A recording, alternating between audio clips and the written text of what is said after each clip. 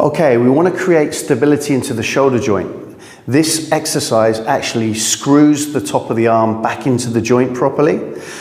This is called external band rotation, and it undoes the postural imbalances that we pick up from being sat down too much.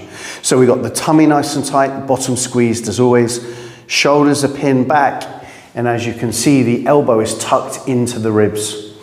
If the elbow comes too far away from the body, you're actually starting to work different muscles. So be strict with that, keep the elbow tucked in.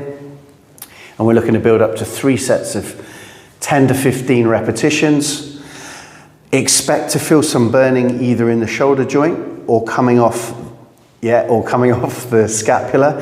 This is perfectly fine. So if not the shoulder joint, you're going to be feeling it into this area here.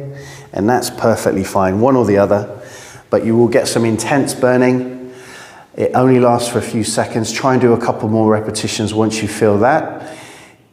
And then just build the repetitions up to 15 to 20 repetitions as you get stronger.